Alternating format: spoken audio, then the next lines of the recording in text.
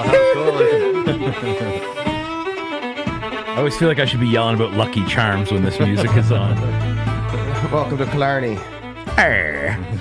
Welcome back. Welcome back to the Dozens. And the Dozens. We have dozens of listeners. And so several dozens. Several dozens. Yeah. Yeah. It's more dozens all the time. We got like a small bakery worth of dozens. Yeah. It's great. No Ben's. No. But we're, it's you know, no Ben's. like a little local independent bakery. We're coming from Mrs. Dunster's. There we go. Hey, Sussex represent. Absolutely. Welcome. We want to welcome back all of our listeners. Thanks for tracking along with us. We are in, what is this, 27 BC. Yeah. It's 27th episode. Season 3, the yellow season. Season 2. Season 2, the yellow season. Yeah.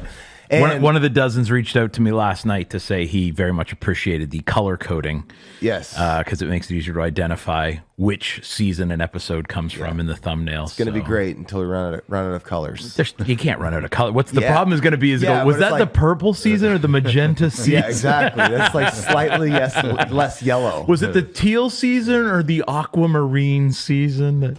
I want to welcome our guest, our friend, Mr. Bryan Elliott, to the back corner. I have a little bit of an intro to kind of give our listeners some line of sight on who Bryan is. Bryan is the author of multiple books. Seems like the guy's pumping out a book a quarter, and that's not an exaggeration. He is the co-founder of M46 Ministries with his daughter Bryn. Bryan is an entrepreneur, an engineer, a philanthropist, co-founder and chairman of Be Me Kids. Many people in Atlantic Canada would know Be Me Kids. You see the sign on schools. They do amazing work just helping kids. It's incredible. We'll probably get a chance to hear a little bit about that. He's the CEO of Flow Energy Solutions. The guy has lived 10 lives and is an incredible disciple of Jesus and an emerging leader and voice in the kingdom, and has not only an incredible story, but insight on the kingdom and just a testimony of God's grace. Welcome to the back corner, Mr. Bryan Elliott. Thank you, guys. Welcome. I got an applause track. I've known Bryan now for approximately 7 minutes longer than the listeners, and you guys are in for a treat. Real great guy. These have been the best episodes when AJ doesn't know the less person. I know, the better. Yeah, they've been fantastic. Like if someone who works for you does something shady, the less you know. No, just kidding. Well, I will say, when we started this podcast and I was listing names of people to get on the back corner, Bryan was on the top of the list.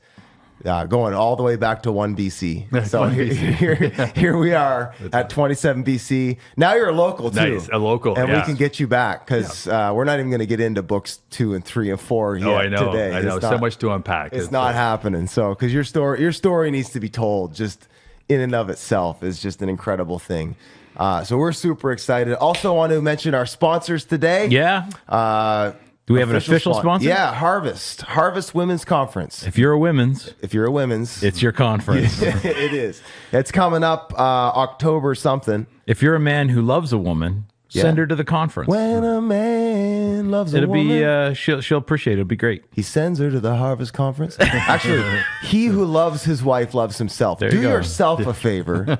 Have I told you lately? Yes. Go to Harvest. Yes. there you go. So I think that we need to come out with an album. We should. Of just slow jams about sending your lady to Harvest. Listen, men, if you got a wife and she's a follower of Jesus, presumably 99.9% of our listeners, that is the case, that your wife is a follower of Jesus, do yourself a favor and send her. Do yourself a favor and send her. If she's not and she'll go, that's what I'm send saying. her. Absolutely. If she's a heathen, it won't hurt her. Yeah. Hey. Could change her life. Too. It could. Yeah. I love that advice. Don't call her a heathen. Don't say, honey, you're a heathen. You need to go to this conference. Hey, so we've been talking about the fact that you're a Gentile. Yeah. And I'm trying to remedy that. So babe, you know how you're a reprobate sinner, right? Yeah. Have you ever considered? You guys watch Seinfeld? Oh, totally. Yeah. Remember Putty? And was it Putty? Is that Elaine's boyfriend?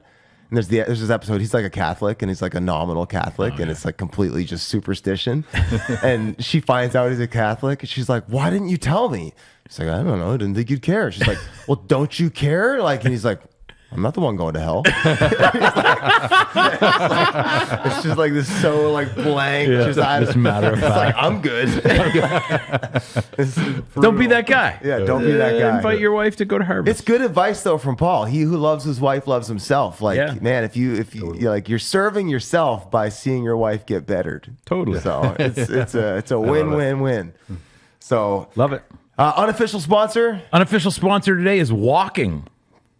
Hey, let's get that deserves a horn blast if I can find it on my thing. There you go. It's good for you. Walk some. And now you have it. Yeah, there you go. No, it's genuine. Like, they say walking, like it's got tons and tons of health benefits for what such a simple thing it is, and it's good. It's good low impact cardio. It's good if you're have muscular stiffness. Can help with back issues. More benefits. Keep going. I believe it reduces anxiety, saves money on gas. Do you know what a great health hack is for walking? Is it 10 minutes after eating? So your sugar spike actually gets dramatically reduced just with a 10-minute walk after. There you go. So basically, your body starts burning the It sugar does. up. Yeah, your muscles start taking You the give it glucose. something to do. And then So your body's not converting that as fat. exactly. And Yeah, so right after and you're not getting the eating, diabetes. Yep. It decreases insulin resistance. who is the guy, the juvenile diabetes? Wilford guy? Brimley, diabetes. Was there a producer that was like, he delivered the line and was like, should someone tell him it's diabetes? They're like, no, let it ride. 'Cause That they're- reminds me that there's this classic scene in 30 Rock where the doctor has to sit down with Tracy Morgan. And he goes, I don't know how to say this, but you have diabetes. Oh, I don't actually know how to say this. Yeah, like exactly. Yeah, Not I don't know how to tell you, but like I don't know that's how to pronounce this word. That is funny. I did a fairly aggressive workout on Friday, and Saturday I went to Tell us about that. So what was this thing you were doing? I saw you on your social media. Well, let me finish the walking part. Okay. I went to the gym and walked for an hour because I don't like to walk outside because I don't like creation. But You are a weird that's not guy. true. I would much rather walk on the treadmill. But I went to the gym and walked for an hour, and it helped me to not get sore. My workout. So there's I watched this YouTuber guy who did this thing where he locked himself in a gym until he lifted 1 million pounds, and I thought that's insane, but I might be able to do 1/10 of that. And so I decided to set myself a goal of going to the gym on Fridays, my day off, and I was just going to basically stay there until I'd lifted 100,000 pounds. But I wound up, it was 211,000 and something and change. Wow. Because I was cruising along pretty well anyway. But then former back corner guest AJ Plaisir and dear friend of ours said that his all-time record for a day was 104. So you had to beat him. So I had to double it. I've never heard of lifting that way. That's so cool. It was. I mean, I don't know that it's. track. I don't know that it's a great idea for like long-term gains or whatever. But part of my theory, I mean, it's just good to do hard things. It took about 6.5 hours, but part of my theory too is just that I feel like my next workouts will feel easier. You know what I mean? I suspect they will. Sort of like we talked about before we came on, before we started recording, we were talking about the law of diminishing returns. Like that's sort of that in the reverse. Like if 200,000 pounds feels that heavy, then the next time I go in and do 50, it'll be like, this was easy. And, but that will still be an increase over my average for most anything but leg days. I'm going to go in and see how fast I can do 200,000 pounds. Let me know when. I'd like to watch. One bench. I was talking to someone the other day, Lord love them, they just did not know how the gym works. And they're like at once? Or I'm like, yeah, I lifted a blue whale. Yeah, exactly. No, I like did quadruple, however many times over it would be what the strongest man alive just deadlifted or whatever. Right? No, it took 7-8 lifts at least. We got segment 1 coming up. Everyone's favorite, keep it or sweep it. This is the segment where we look at an item or something that is debatable. Some people like it, some people don't like it. We have to choose whether or not we keep this or sweep it. You got our first one, AJ? Yes. I got some smooth jazz to play Okay, here we underneath go. you while you intro it up. I thought I did. There we go. There we go. So first up today, we want to talk about daylight savings time. Daylight savings time. Twice a year, like clockwork, millions of us stumble around, groggy, grumpy, and confused. All thanks to daylight savings time. It's that peculiar practice where we push our clocks forward in the spring and drag them back in the fall, supposedly to make better use of daylight. But is it a brilliant stroke of efficiency or just a century-old nuisance we can quit? The idea is often credited to Benjamin Franklin, who joked in 1784 that Parisians could save candles if they woke up earlier to use natural light. But the modern version of daylight savings really gained traction during World War I and later in World War II, when nations were desperate to conserve energy. Fast forward to today, and the supposed energy savings are minimal at best, while the health toll is real. Studies show car accidents, heart attacks, and even workplace injuries spike in the days after the springtime switch. Not exactly the picture of efficiency. And yet some people swear by it. They love the long, bright summer evenings, more time for barbecues, baseball, and squeezing joy out of the sunshine. Others argue that if we really like late sunsets, why not just leave the clocks that way all year round? A patchwork of states and provinces have even started pushing for permanent daylight time, which would effectively kill the whole ritual of changing the clocks twice a year. So here we are, stumbling through our coffee orders every March and November, stuck in the middle of a debate that's part tradition, part science, and part stubborn habit. Is daylight savings time a stroke of genius that gives us long golden evenings, or a relic of the past that deserves to be put to bed once and for all? Nice turn of phrase there. Nice turn of phrase. Thanks, whoever wrote this. Brent GPT. There we go. Yeah. What are we doing? We keeping or sweeping daylight saving? I learned something in there though. Yeah? Yeah, I didn't know that there's a spike in. Oh yeah, dude, it's a whole thing. Wow. It's shocking. Yeah. I mean, like heart attacks, everything go through the roof. But what it shows too is how important sleep is. Like when 1 hour of sleep shift has that much of an impact on population, it's wild. That really is. Yeah. So I mean, it's kind of a natural experiment to see what happens if you take an hour of sleep away from everyone. Yeah. Like it'd be very hard to arrange that on that scale. But yeah, no, I think it was an episode of Stuff You Should Know I was listening to about that. And they went through like all these ridiculous, like, yeah, car accidents and heart attacks. And like, it's a major. I'll say anecdotally, it's a terrible, spring forward is a terrible Sunday to preach. I never do it anymore. I always, you're going to do it. You're on notice. Yeah. I'm fine with that. Yeah. So what are you doing? We keeping or sweeping? Do you have an opinion? Oh, I was hard sweep. Hard sweep. It's a garbage idea.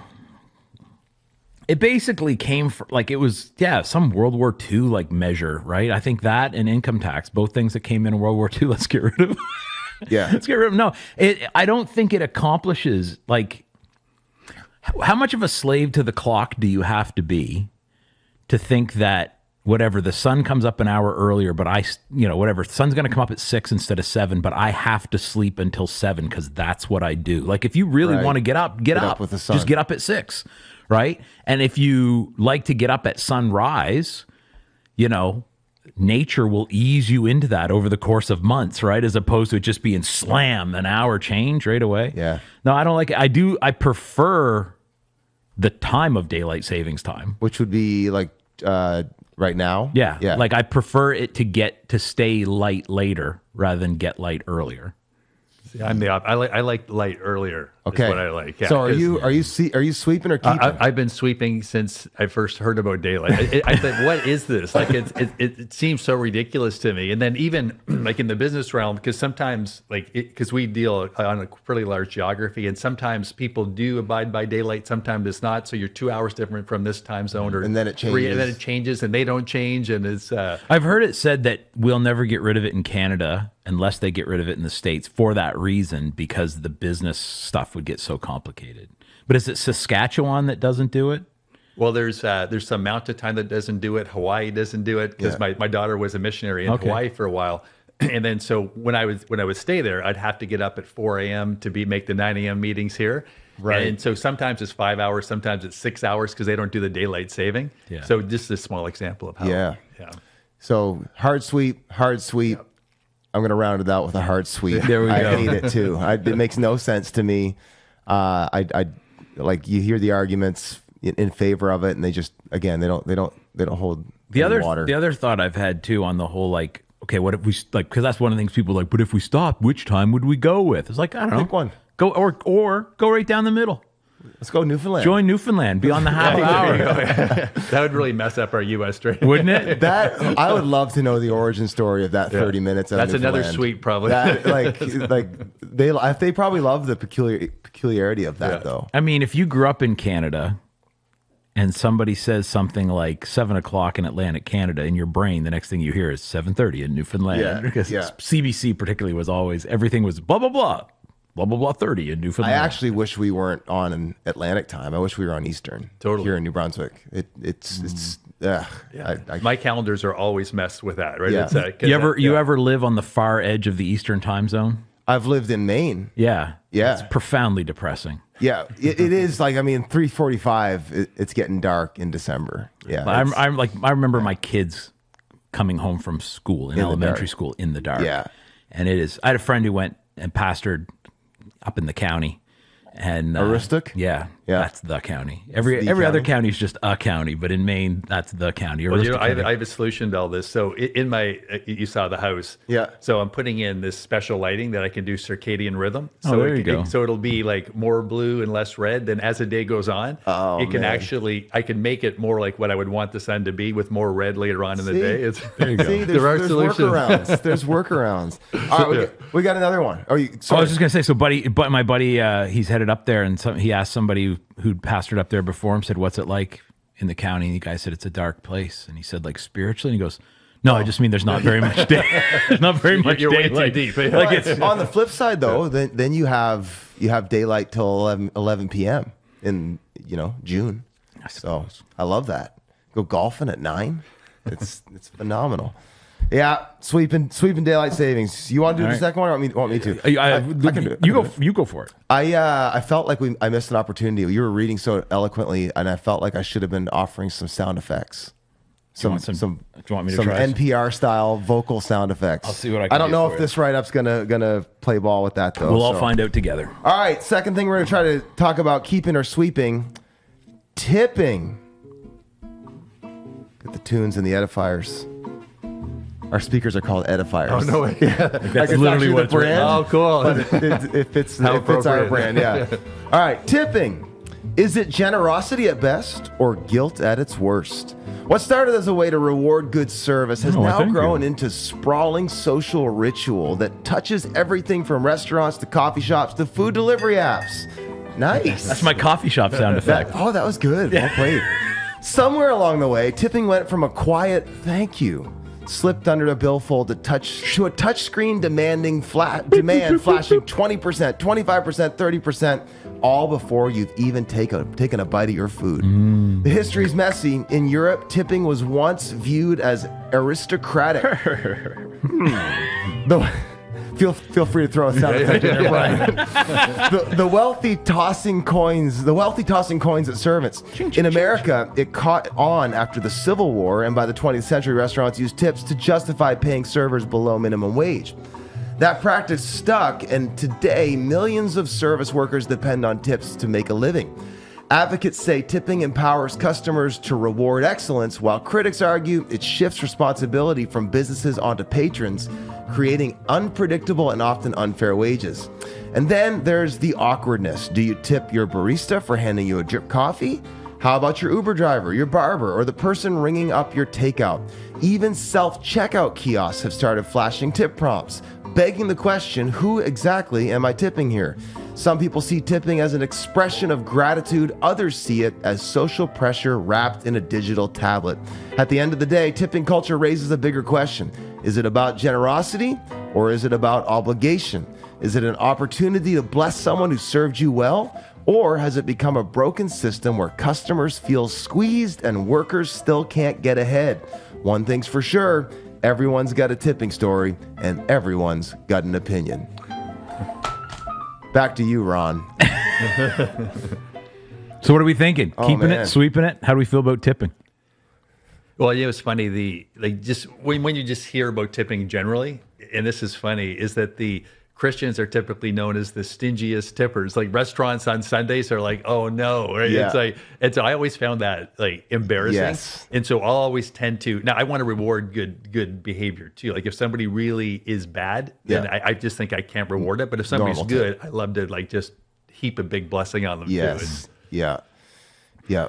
That was a non-answer though, Brian. You keep it or sweep it? Keep it. You're gonna I think keep it. Yeah. Yeah. I think reward for great service, and it's a great opportunity to bless them too. Yep. I come from a long line of waitresses, and so I feel bad if I say anything ill about tipping, because I know for some of my family members that's been their like actually the tipping has probably been their primary source of income, not just the business in which they get tipped. But I will say, I think tipping culture has gotten way out of hand, both in terms of percentages expected and in terms of who you're expected to tip. Like there was a time where if it was a sit down restaurant, you would tip the waitress. Yeah. But now like Subway, Yeah. you want how much you're gonna make, dude? Like this is what you do. You make my sandwich. Like it's not, you didn't bring. I had to stand here and tell you everything to put in it. You know what I mean? Like that kind of thing. Or basically, it seems like the idea now is anytime you are going to have a face-to-face interaction with someone paying for something, it's realistic for them to expect a tip, right? Yeah. Even if they're just the cashier or whatever, like they didn't make it, they didn't do it. Like you go to a cafeteria and load your own plate up and get to the front, I wouldn't be surprised. Like, hey, how much you want to tip? Or, there used to be a pizza place across from where I worked, and it's like you go in, you order the pizza, you stand there while they make it, they hand it to you, you walk out, and there's like, do you want a tip? Or if you got, they had like the little carousel of pizza, you know what I mean? Like that, you can just buy a pre-made slice, and there's like an option to tip. It was like, for literally, you just slid it into the bag and handed it to me. Like again, if I sat at a table and you brought it and you made sure I had enough in my drink and you made sure it was you're doing something, right? Other than just the bare. So anyways, I would say I would definitely sweep current tipping culture. And I do think it makes way more sense, even in like, let's say we were going back 20 years, to pay a waiter or a waitress, a server, I guess is the gender neutral term, a living wage, and then allow tipping to be just a little bit of gravy on top of that, like you were saying, Brian, that rewards them going above and beyond, that gives you a way to say thank you for making the experience so special or whatever. But not that's the kind of thing where you go, like, they phoned it in, but also if I don't tip, they might not eat. Like, right. That's just, I don't like the pressure of that. I think it should be an above and beyond thing, as opposed to businesses going core to our model is our customers have to be super generous. I think, honestly, one of the big reasons, part of the reason that's become a thing is businesses not wanting to have to actually put the actual cost of giving you the food on the menu, so they can act like, basically, if you're selling anything and you're allowed to say it costs 30% less than it actually costs, right? That seems great. Like you look better, but like, no, it's not just a matter of whatever. I'm going to go and buy a meal for this amount of money, and if the service is good, I can throw in a few more bucks. It's like, no, I have to plan for like significant percentage more on that. I don't like it. You don't like it? I don't like it. I think it's the pressure thing that's not good. Like, you have to have the freedom to be able to say, I did everything in my self-checkout, right? It's like, totally. zero, right? Yeah. Or bad service. I think it's a disservice to the restaurant and to the employee to tip if you have bad service. For sure. Well, see, now, again, I love that idea, except for knowing, like, even if it was bad service, but if it was just average passable, I feel the pressure to tip reasonably well, because I know, like, these people, they do deserve to eat. Like, it was that level of service. The spectrum has to be you have to be flexible in the totally. spectrum. But I feel like that's not the culture around it now. Yeah. So that's why, like, I would love to go in high service areas. There should be the option to tip as an expression of gratitude or whatever, but whether or not that person can make ends meet shouldn't be based on that. That should be gravy money for them. And you should know that as a patron. You should know that these people working here, and it certainly shouldn't be the kind of thing where like anyone that you actually interact with, like there's an expectation you might have to like. Yeah, it's got you go to to that Tim's and they grab a half stale donut, slide it in a bag, and it's like that's not a tippable thing. Yeah. You know, you didn't make my day extra special. You just did your job. I did my part. Like, that's the transaction here. Yeah. Yeah. I'll preface my answer with I always err on tipping too much, and like because of the witness component. So as a Christian, I am obligated to play the game, and I'm going to play it well. Yeah. Just objectively, I do think it's gotten out of hand. I certainly don't mind rewarding great service. I love that. Yeah. I don't love, like if I did half the work to get my food, should you tip me? Yeah. Like I came and picked this up and got it. Like I saw you go to Domino's, for instance. Like we get Domino's a couple times every month, and like you order it on your app, you go in. The person who made the pizza isn't the person that's going from where they get them off the shelf to the cash register. That person just says, hey, your name, give them your name. They literally turn around, grab it, and do this. I actually put out more physical energy to go from my car to the cash register. And then there's the 15, 20, 25% tip problem. Yeah. I'm just like, what? Well, I mean, if tipping is for going above and beyond, you have to have a job that there's a way you can go above and beyond. Like that's one of those, you couldn't have done less. Yeah. You know what I mean? Not that you should have done more either, but like your job was to hear my name, grab the pizza that has my name on it, put it on the counter and take my money. And that's what you did, which is great. Yeah. But it's not one of those like, man, you did that so much better than the last guy. Or, when I pick up my pizza from Steve, it's just a whole different experience. Like, it's gotten awkward too. In like Starbucks drive-through. They'll pass you the thing and they'll go, there's a prompt. Because I'm already holding my phone out to do this. And they're like, no, wait. You're going to have to. It's actually surprising when there's no prompt. Because every now and again, 1 in 20, there's no prompt. And you just tap it and you're actually confused.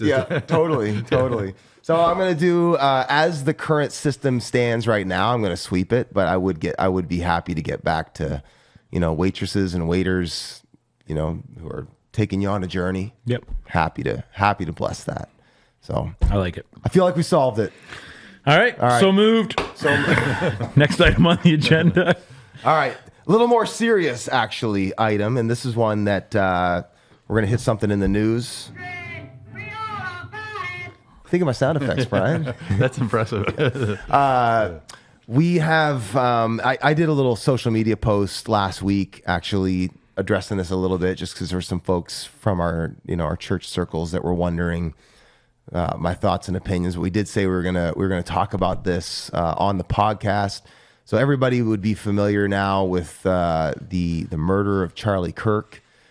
He was an outspoken Christian, but also I would say a political activist, very influential one.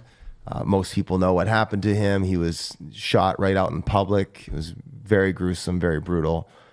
Since that happened, there's been, it's been certainly in the zeitgeist of culture, and it's become a bit of a lightning rod. There's, I think, a lot of good things that are coming out of this, and there's a lot more division coming out of this. And you have some people on the hard right that are using it as a real rally cry, and you have folks on the left. You've seen just some really horrific responses to a murder, people celebrating it, which is just really strange to watch. You're seeing certain responses from within the church as well, and so she's a ball of wax, can of worms. It's certainly there's a lot going on here. There's a lot worth celebrating. There's a lot to see with kingdom eyes. There's a lot of cultural things to be taken apart. This is one of those situations in my mind that requires Christian nuance. We talked about that on our podcast a couple weeks ago. I think we live in an era and a time where Christians need to be discipled to have the mind of Christ and to be able to look into matters and not be so black or white, all or nothing, but to be able to see and take things apart and say, hey, this is a good thing. This is not a good thing. This is kingdom. This is the kingdom of darkness. And so I wanted to just throw that on the table. And, I don't have any specific questions other than opening it up to comments and your guys' take on how you're processing the Charlie Kirk murder, what you're seeing in culture, the response you're seeing from the church, the response you're seeing from the right and the left. and how we as Christians should try to make sense of it all. Well, right off the bat, when I heard he was murdered, because my vice president of operations, his daughter works for Turning Point USA. Okay. So we heard before it came out in the news what was happening, and Wow. So as soon as I heard, right away, I heard the verse that unless a seed falls to the ground and die, it'll bear much fruit, and it's in the kingdom, right? The increase of his government and peace, there is no end, and because I experienced the same thing. So we'll get into more detail on this, but when my daughter was murdered, shortly after that, that same verse came to me just as clear as could be. And then what God did in and through that, and then, my daughter and I starting a ministry was an impossibility. It wasn't even on the radar. Like she was fighting for her life too. But what God did through time, like with that seed, and it's just if you think of like the whole process of death and resurrection life being released. So it's, to me, I was expecting to see, and sometimes it's not the immediate, right? But it's a release of life as a result of that. Yeah. And you certainly are seeing a lot of that. I mean, there's inarguably a huge wave of interest, openness, conversation around Jesus specifically. Last night, at the time of this recording, they did the funeral service. I actually watched it, and they had, I would suspect I don't even know if they would have rented it or if they were given it, but they were in the Arizona Cardinals stadium. So you're talking tens of thousands of people were there. And before the actual service happened, they did like an hour of worship, and it was pretty powerful. Wow. Like it was really powerful, like to watch. And, it's getting, billions of views. Like it's that, to me, in and of itself, is a good thing. That what comes to mind is that, remember when the disciples came to Jesus and they're like, hey, those guys aren't on our team. Yeah. And they're preaching the good news. And Jesus is like, good. Yeah. Good. So like, and then when the service started, you had a wave of politicians, and, you can try to sniff into their motives or not. But I celebrate the fact that you had a wave of politicians getting up, and they were, declaring Jesus as Lord.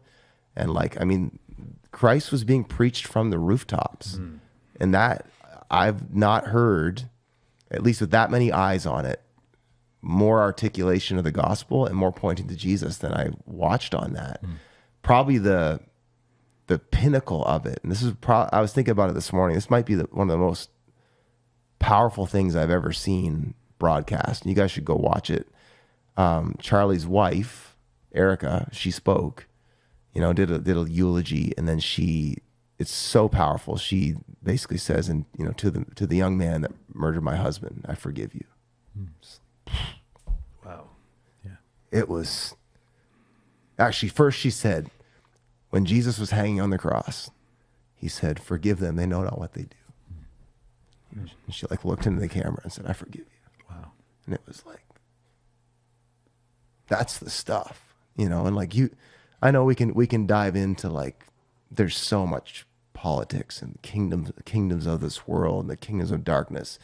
Trump got up and trumped it up and all this stuff. I could leave that, but to see that this guy was shot and killed, and within 8 days, you've got literally billions of views hearing the message of the cross is radical forgiveness, and demonstrate it, and right? it can take root in a heart.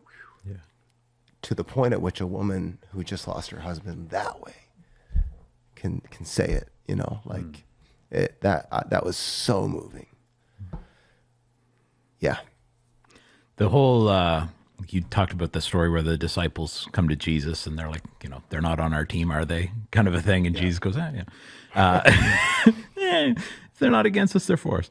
My thought on the whole, again, I am allergic to politics. But my whole thought about that, I've seen clips from it and commentary on it. I haven't actually watched the whole service, but they're look at all these people who will be speaking, and it's just all this list of political people, right? And I'm just sitting there banging my head against the wall. But my thought goes to where I believe it's Paul talks about, there are people who are preaching with potentially shady motives, right? And he says, nevertheless, Christ is preached. Yes. And that was kind of where I think I settled in on that is to go like, are some of these politicians up there saying what they know they should say to ride on the coattails of the, and it's like, yeah, they're politicians. They're going to politic. But if Christ is being preached, biblically, like theologically speaking, biblically speaking, that's still a win. Huge. Like that the motives of the preacher actually mattered less than the content of the message. Something I was also really pleased with happened when I watched it. It'd be worth you guys like scrubbing through it, because like basically she spoke and did that like radical forgiveness thing, and that was like the mic drop moment of it. And then Trump was the dessert, and like they had the fireworks and political rally stuff going on, kind of thing. Like it was an interesting funeral. But Trump came out and like he was, on the one hand he honored Charlie and specifically kept coming back to, Charlie was a righteous person, and Charlie never villainized the left, but Trump kept separating himself from him and saying, I hate them. Yeah. Like just full stop. Like he's like, I think they're wicked and awful and I hate them. Charlie didn't hate them, though. Really? Yeah. Like you could start to, and I was actually thankful for that, because one of my big concerns with this whole thing as it's rolling down is, man, the kingdom of the world, with a Jesus sticker on it that's not the kingdom of God, and I do think there is a concerning rise in Christian nationalism, that there's a difference between being a Christian and wanting to see the welfare of your nation and advocating for that and using your civil liberties for that. There's a difference between that and seeing, or between that and seeing, your political viewpoint being the governing power as the goal. Yeah. And I think there's a real propensity right now for people to get caught up and not know the difference between those two things. And even as seeing the welfare of your nation as the goal, as opposed to justice and peace. And so that's where you get, it's okay if our nation does shady stuff, because our nation thriving is the point. It's like, no, your nation needs to, it'd be great for your nation to do well so that the people in it are blessed. But if in order for the people in your nation to be blessed, other nations have to be oppressed, like that's not okay. That's not kingdom. Right. Yeah. And so it's like, that's why it's got to be kingdom first, right? So I want to see the kingdom come in my nation for the good of the people in my nation. And I want to see my nation be good to other nations. Yeah. It's not that I want the kingdom to somehow come alongside and prop up my nation so that we can be number one at the expense of other nations. About like that kind of, what was the Chris Farley movie, Black Sheep? And it's these guys running for, I forget if it was president or senator. Yeah. And the guy's slogan is, God bless America and no place else. Like that's what he says at the end of every rally. Yeah. And it's one of those, like, that's actually pretty prescient. Yeah. Yeah. But Christian nationalism, I think everything seems to come with good intention. Yes. But I mean, it's a contortion too, right? And that's the beauty of the kingdom. It's got no borders, no boundaries, right? It's just it's the all encompassing over everything. Yes. And that's really where I see, even in Christian circles, where politics becomes an idol. And for the nation to be, for it to be godly, then the political system has to be this. Yeah. And it's elevated above Christ, right? Yeah. Where it's got to go back into proper alignment. Yeah, the idea is Christ could really help our nation. Yeah. Right. And it's like, that's not how, that's not how this works. Yeah. Right. Like, I don't know how Christians keep missing, like in the Gospels, when they keep coming to Jesus and they're going like, so what are you going to do about Rome? Yeah. What are you going to do for Israel? Yeah. And he just kind of looks at him like, well, that's why they missed the Messiah. Like that's what I'm saying. Like he's Messiah, right? It's like, guys, I'm. This is on a whole different level than this, right? Yeah. Like another thought I've been thinking about too, and one of my concerns is like there's clearly a wave right now to the right that's happening in the U.S. I think it's happening in Canada too, and I think some of that's needed and healthy, because it swung way too far left. Yeah. And this isn't the first time. I mean, Western societies have been swinging back and forth for centuries now. But one of the things I'm concerned about, or I've been thinking about, is, again, wanting Christians to be able to know the difference between like the kingdoms of this world and the kingdom of God, and the way of the kingdom of God, there's that verse where like Jesus, I forget the exact scenario, but he comes in and he blows everybody away. And it says, and they wanted to make him king by force. Yes. And they're like, okay, this guy's the guy. Let's take over. You know, and there's I'm watching some of this stuff unfold in the US, and I see that kind of subtle thread there of, you know, Jesus is the way. They were right in that. They were right in their assessment. Like, yes, this is the guy. But the means to which he wants to rule looks different.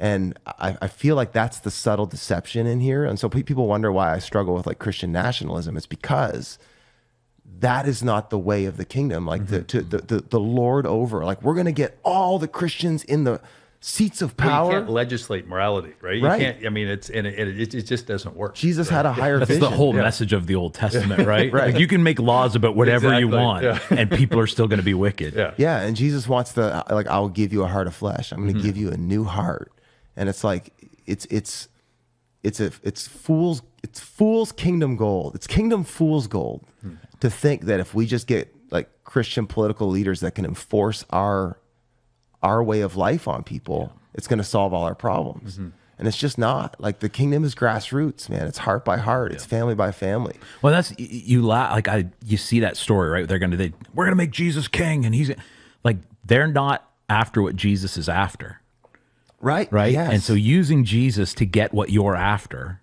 is not good. Like, well, yeah, but Jesus, it's like, yeah, serving your agenda. No, that's not how it works, right? And I mean, one of the great messages of Scripture, too, is that Jesus is already king. Right.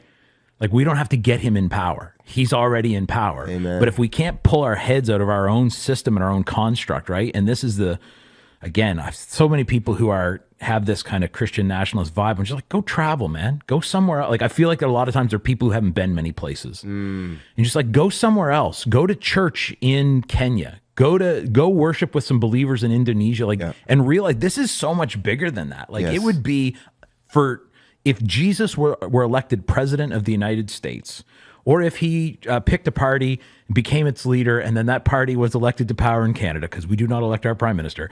But if he wound up the head of any state on earth, he would be demoted.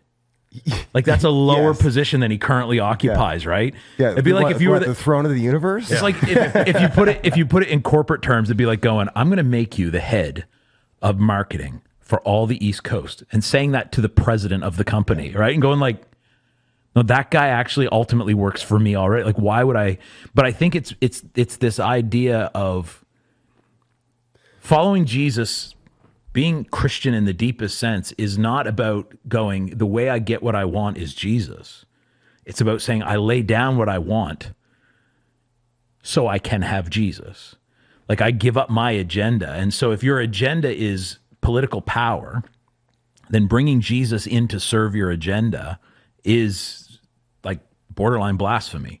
You're asking him to serve you, as opposed to going, I will lay down my agenda. And maybe Jesus' agenda for you is be a public servant and do it well, but it's got to be him driving the agenda, not I know, you. Brian, and you and I were talking about your newest book, but a huge piece in the kingdom of God is just like a transformed mind, right? It's a renewed mind. It's seeing things different, and maybe part, to your point, AJ, maybe part of the devil's snare in all this is, again, people with good intentions, like you said.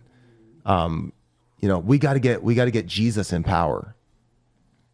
What do you mean? He's already in power, bro. He's the ruler over America already, and Canada, and Mars, and Pluto, and all the undiscovered planets. He was pretty ticked when they took the planet status away. I didn't okay that.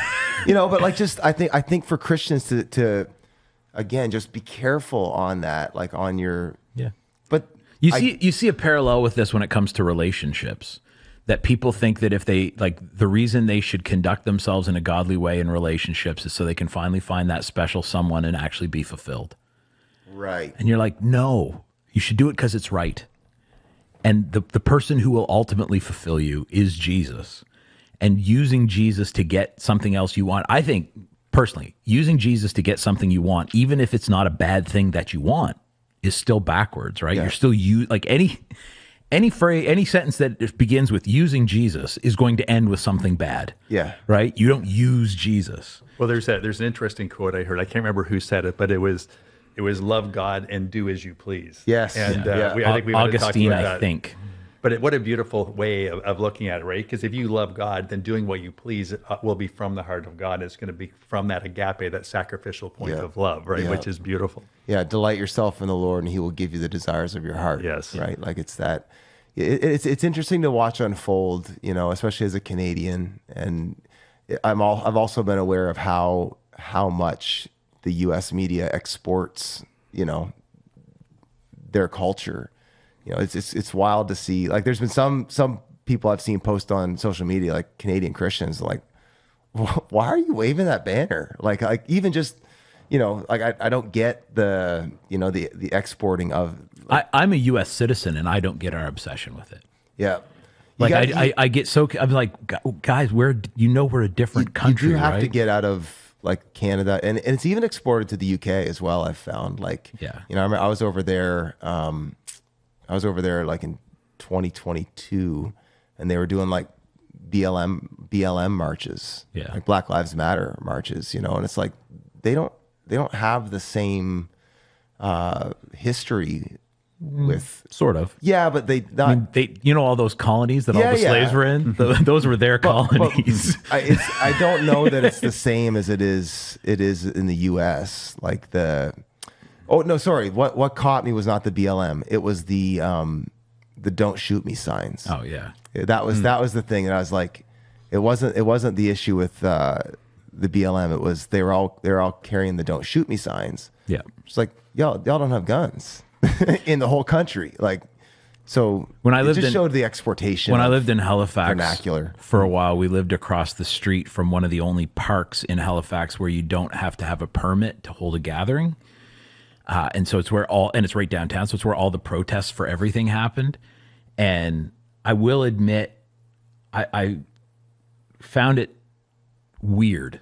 That's the only word I can come up with, when people would have these, like, whatever, take away Iran's nukes, or free Palestine, or like these and I'm like, do you think, like, whatever, down with Kim Jong-un? Like, do you think he's got a live feed to Victoria Park in Halifax going, oh shoot, I really need to rethink some? Like, no one who even has any influence in this is, there's something in people that craves a cause, that will find an outlet for that makes no sense. Like, and again, usually these were fairly left-leaning political causes, but Halifax is a wildly left-leaning place. So it's not like everyone's going like, oh, I thought we should nuke Palestine. But now, like, it was just one of those, like, you're protesting in an echo chamber to no one who has any influence. And I stuff like that would never, same idea, right? Like, why are you protesting a primarily American phenomenon in Canada or in the UAE? Well, do you know what I do? So every book I write, early on, it's got the supremacy of Jesus Christ, right? Colossians 1, right? And so you see that in him and through him, like, everything was made, in the seen and the unseen realm, and that everything finds completion in him. And then by the blood of the cross, everything in heaven and earth was brought back to original intent, restored innocence again. So I always get into fear of God, fear of the Lord, like awe and wonder at his creation, and that he's far above all powers and principalities. I get into the fact the enemy is defeated, right? Like Colossians 2:15, and so I make sure I layer everything with that, because if you see Christ rightly as absolutely supreme and so far above anything else, or Psalm 2, he sits in his throne and he laughs at the schemes of the enemy, right? It's like, or later in Psalms where it talks about that, his destiny plans remain, forever intact, that nothing can stop them, right?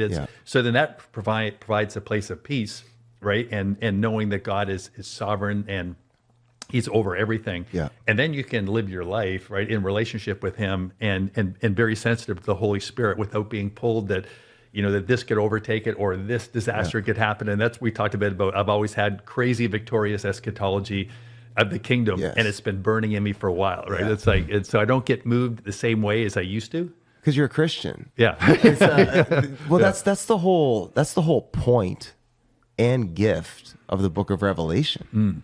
Like, that was given.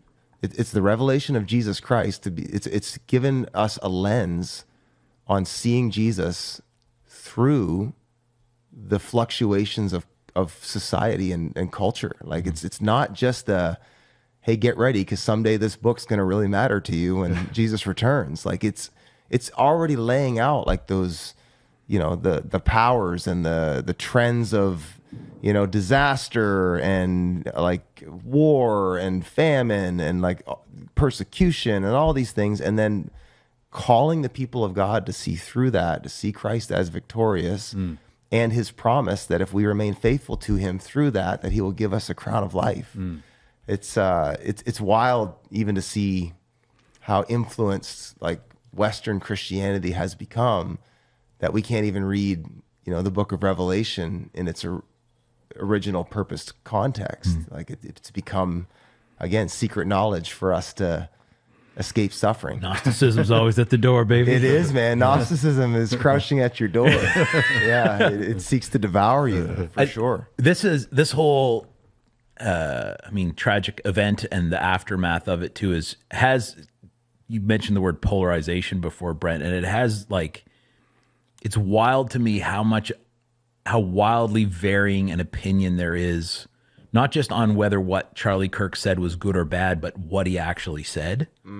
Like, it's one thing to go like, this guy was in favor of A, and I'm not in favor of A, so he's bad. Well, I am in favor of A, so he's good. But you get he was a horrible racist, or he was a friend to every, and I've heard people defending that, and not just defending as in, his sidekicks going, no, that wasn't that. Like, people showing clips of him going like, see, clearly he wasn't racist. And other people showing clips going, see, clearly he was racist, or see, clearly he was this, or clearly he wasn't that. And I find myself going, man, there is so much context necessary to really know what a guy was saying.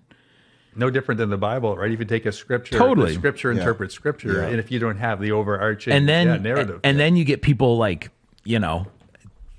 they'll written stuff. Like, one thing, video clip is one thing, but then they'll, he said, and they got it in quotes, and it's one of those things. Like, I'm at that point where I just go like, I don't know if he said that. Yeah. Like the fact that you put quotes around it, good or bad, right? I think as Christians, just to tie this up, and I stated a lot of this. So if you missed I did like a 20-minute breakdown of it. So I would point you back to that if you want more commentary. But I just think Christians need to pull back from the back and forth, left and right thing, especially on the situation around Charlie Kirk. Like, we can objectively just say, I celebrate a man who, spoke truth, and was courageous. I can celebrate that. I celebrate a man, I condemn murder. Novel Christian stance. Early. We're anti-murder. I'm with you. It's though. crazy, to see, Christians just need to. Death in all of its forms is the enemy. Yeah. We don't celebrate death for anyone. Totally. Anyone. Doesn't matter. It's still grievous. Hitler's life was grievous and his death was grievous. Yeah. We see death as the enemy. So if Putin caught it tomorrow, it would be inappropriate for us to party. For sure. Yes. Even though there's relief that comes from that, there's still grief there. So we just have to learn how to look at that with the right eyes. I do celebrate, again, back to the original statement here, Jesus is getting proclaimed, and I am very much for that. Yeah, I love Charlie too, because just his hunger for truth. He would read history. He Smart would read. guy. Oh man, he would get into. So when he was answering a question, again, it wasn't a soundbite, which so many people can actually base their value system or theology off these little sound bites. He had such depth to him. Yeah, and he wasn't afraid to mix it up either, right? No. And get into a good debate, which I think so few are actually willing to do that in this day. Right? For sure. I think I totally agree. Also, I saw a clip of him playing basketball. dude was a hooper. He could play, man. He was legit. He could really play. Well, if you look at the intensity he has in his life, it doesn't surprise me, right? He was the captain of his football team and basketball team, I guess. Wow, I didn't know that. I didn't I either. like him even more now. I guess he's pretty tall too. So I started. I was like, oh, okay, yeah, because I saw him on a basketball court. And I was like, all right, respect. Yeah. Brian and I share basketball in common. Exactly. Yeah. Hey, Well, Jay, what's funny is I've got strong opinions on basketball. I have It's well the same known. thing you had. A little sciatica. Yeah. Well, it was the my hamstring attachment right to the sit bone. So that's why I'm flinching around still. Oh man, I really would like to take the next little bit of time on this episode and just like hear your story. And I just like we kind of even started edging into just the power of testimony. And I know we'll probably take some tangents because you got a lot to offer just by way of insight and stuff. But I would just love to give your testimony the back corner airtime and like for people to hear your story. Dozens of people. Dozens and dozens of people will hear. Truly, though, you're going to be blessed by this because it's a remarkable story of God's grace and kindness and redemption and salvation. And so, would you just like take us down the road on what's got you here to this point today? Yeah, it's pretty wild because I grew up like 7 minutes from this church and right on the Gondola Point Road. And we had a pretty normal family, like multi-generation Christian, and go camping on the weekends, involved in sports, all the normal stuff, like out riding our bikes all day. And then when I was 14, my brother had an accident, and a bullet went through his head. Like he was in multiple brain surgeries. But what happened at that point? Our family was instantly totally traumatized, and so my mom went into this like massive state of grief because he was, even after the multiple brain surgeries, he was still in a vegetative state. And we made a decision to bring him home and care for him at home. And so that all of a sudden my mom was 24/7 care, right, of him. And she'd get up usually 3 times a night. In fact, like her sleep schedule is still wacky because for 26 years of care, she was doing that. Yeah. And so she lost everything for that. But so we kind of lost a mom, and then her dad just slowly over time too, just hated to come home because it was full on around my brother. We'd have to carry him out to everything we did would carry him, bath him. Yeah. We had a tilt board where we'd allow some pressure to keep circulation and loading on his bones. And then so you have a mom that's in grief that just you couldn't even imagine. And then we grew up Baptist, and then so my mom needed healing, right? Because that was the only way, because his brain was destroyed largely. And so she started going to a Pentecostal church, and then my dad stayed Baptist, and then all of a sudden there was this divide, right? And so who's going to go to church with, mom or dad, right? It's like, and then again, my dad really not able to handle the grief. He started drinking, and he would come home stumbling drunk quite often, and then so it was this unraveling of our family and we were all traumatized too, because we had no idea, and we just kind of went back into life, but with these big open wounds. And basketball did save my life. It was that just poured yourself into it. Totally, yeah. It gave me such structure and team and focus and all that kind of stuff. So, but what happened is our family just slowly disintegrated. My brother, who was so I was the oldest, then Mark was the one who had the accident, and then we had Darren, and then my sister Barb, and she was 7 years younger. So my brother, my younger brother, who wasn't actually, he's tried committing suicide 2 different times. Oh my goodness. And just things that were just like unraveling within our family. Then my dad ended up leaving my mom, and then his business slowly, because he was not focused, and his business went bankrupt, and he lost that, and then he lost his health, and so I just saw this slow unraveling of everything. And so when I was 18, I said, you know what, I'm going to live life my way. And even though I knew, like intellectually, I knew that Christianity made all the sense in the world, that the proof of Jesus made all the sense in the world, but I said, it's not working for me. So I went out to university with the path, I'm going to do whatever I want. Right, I'm going to live life my way, and that did not go well. It's like at the beginning it seemed like I had the just do whatever I want, which seemed like a lot of fun at the time, but then the emptiness that comes with it too. But also I was opening an awful lot of doors in my life, and that led to I lost my first marriage, and that did not go well, and then ended up with 3 failed marriages over time. Wow. And and again, family starting to form and then broken apart and ripped, and the cycle of it. Oh, just terrible cycles, and really put myself into work as well. So instead of basketball, business, right? Like it's because that was a safe place. I knew what to do, and I did it well, and so so family. I didn't have God first. I didn't have family second. I didn't have business. Right? I kind of everything was upside down, and so my daughters, right? They I wasn't a great dad to them. I mean, I did try, but emotionally I was so broken that I couldn't meet them in those places when.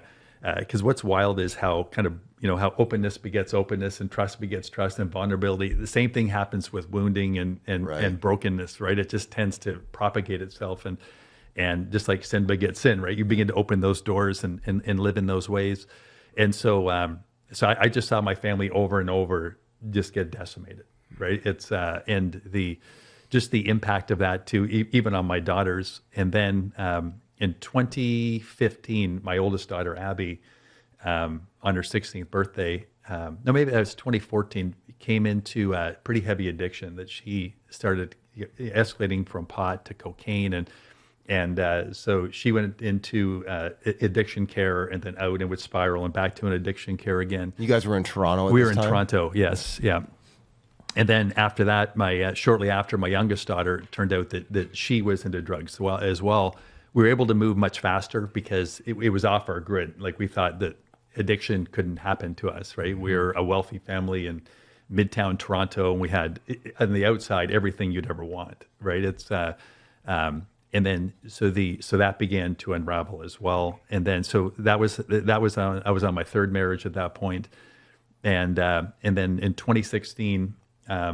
Both girls were in addiction centers, and I was actually spending $40,000 a month on addiction care. Wow. So I had my oldest daughter in LA with in a sober living home. I had my youngest daughter in a kind of a live-in addiction center that was more in nature, and so. But I had 6 therapists around my oldest daughter, and also a team around. So the best that you could buy healing, any way possible, and.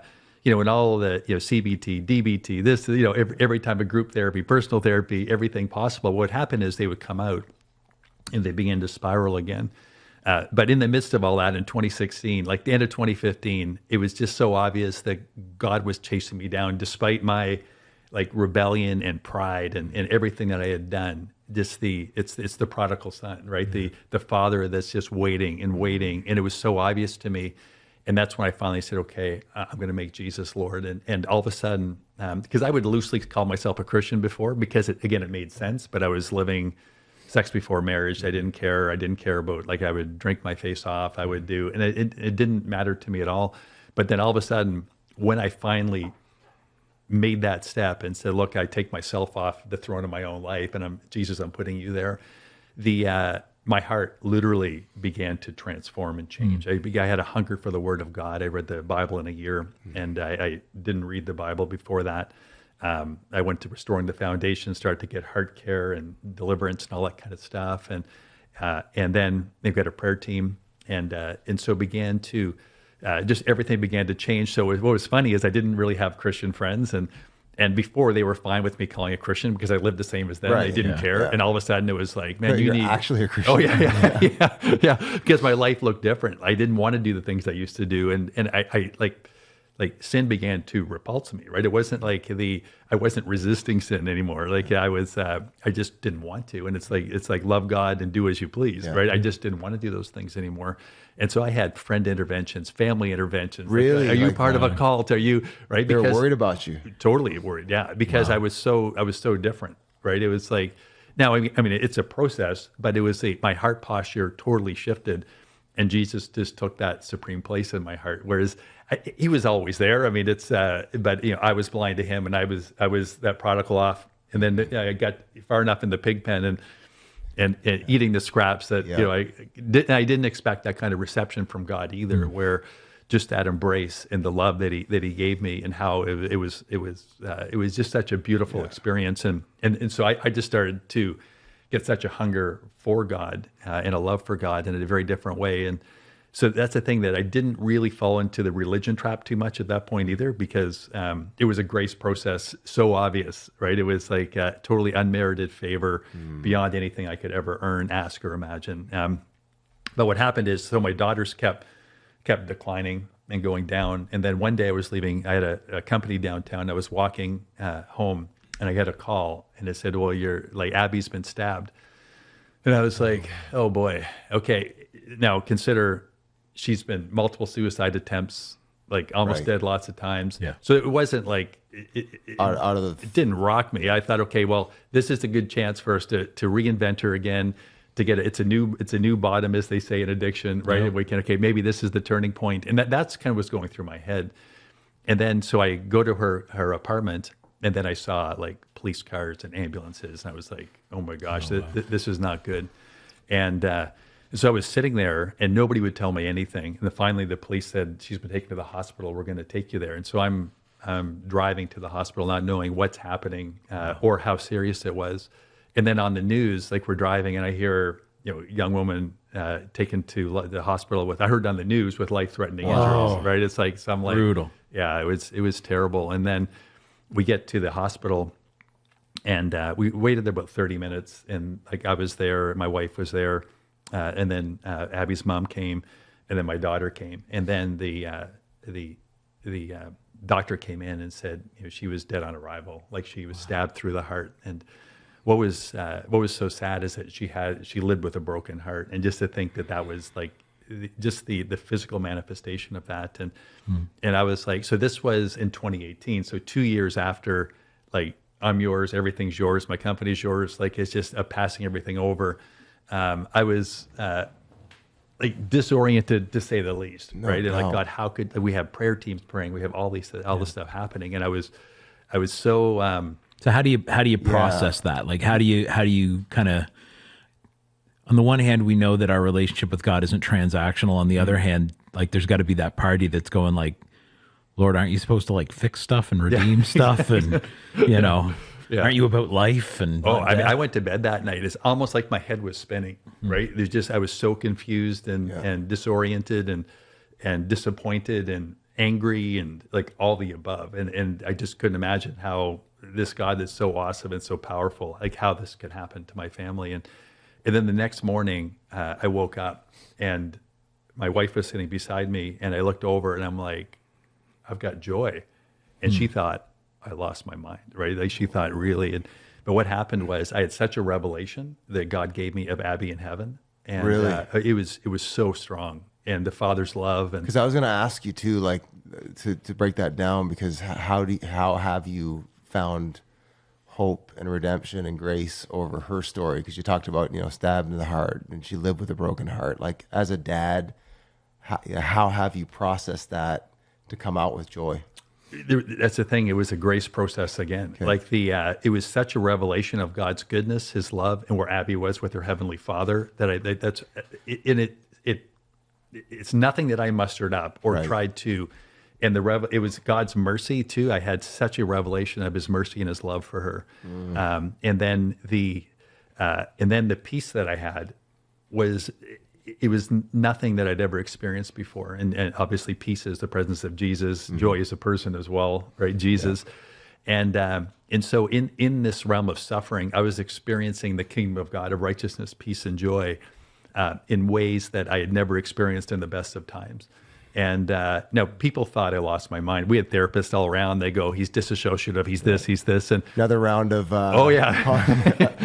You okay? Yeah. Oh, it was incredible. And then I also had God gave me open visions of Abby, dreams of Abby, so I got to see her, and just the peace and joy of heaven over and over again. And do you think, I mean, this is true to your experience, but do you think, like, for extraordinary trauma, like, the Lord meets you in that need? Like, because it's not everybody who loses somebody gets open visions and that clarity, like, but not everybody goes through such a just absolutely traumatic thing. Like, do you think the Lord's, I don't know how to frame the question, like, I guess it's been your experience that God has met the depth of suffering with adequate grace?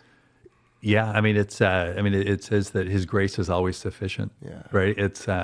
And I don't know. I couldn't say what would happen 5 years ago if that happened before I really had that relationship and had moved into the deeper realms of His kingdom and prayer and trust and all that kind of stuff. Yeah. But again, it was just the realm of grace. There's no other way, right? Because the cool thing too is, I mean, I was also like grieving and. But it was grieving unto life, because one of the things that, like, I've suffered with God and I've suffered without God, right? And the suffering without has been not unto life, and the suffering with, like, when I was grieving, there was deep healing involved. Like, I would see, like, my daughter was born on St. Patrick's Day, and so I'd see a little clover on the grass, and I would just start to cry, right? Because it just made me think of her. And but there was a beauty behind it. So and then even I'm big on I love inner healing and stuff like that. And then so, like, I had to sit through like a 3-year murder trial after, and when we would be at daily living in it. Yeah. And then and just the graphical depiction of what happened, and especially at the very end of the 3-year murder trial. In 2 weeks, they gave every piece of evidence, like, in like rapid fire. So you're just sitting there getting. But one of the things is even in the realm of the murder scene, Jesus showed me where He was, and in the really, I heard this, like, I was starting to get these, like, oh my God, my daughter's last days. And then whenever Jesus shows up on anything, all of a sudden the memory is transformed, the heart is transformed. Like, it's Can we powerful. take a tangent there for a second? Oh, anywhere, yeah. Because I've been, this is new to me in the last year or so, but like, actually in prayer, allowing the Lord to take you back to a place and to show you where He was in that moment. Yeah. Critical. Like, because when you look at, so that one of the books that's coming out in a bit is called Restorative Metanoia. And I take a look at inner healing that's a bit different than standard inner healing. And it's kind of inner healing is beautiful, and it's deep, and it's layered.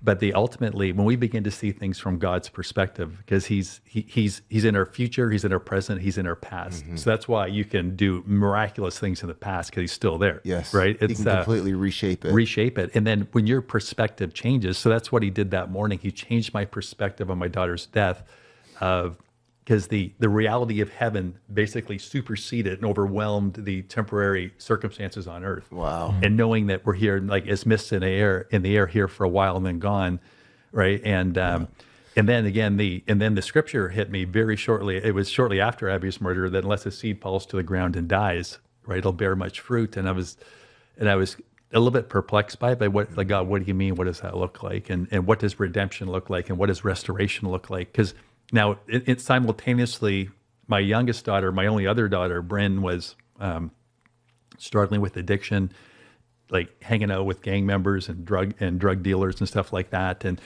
she was spiraling down and suicidal. So up until the end of 2019, she'd wake up every morning screaming that she was still alive. And she had, like, dark pits. She went down to under 90 pounds. Wow. So she lost over a third of her body weight. She was on heroin, cocaine, like everything, like, she was just vile and angry. But just the same way I had experienced my Heavenly Father of coming back, that I just kept the door open to Bryn, kept the invitation open, and just kept prayer over her.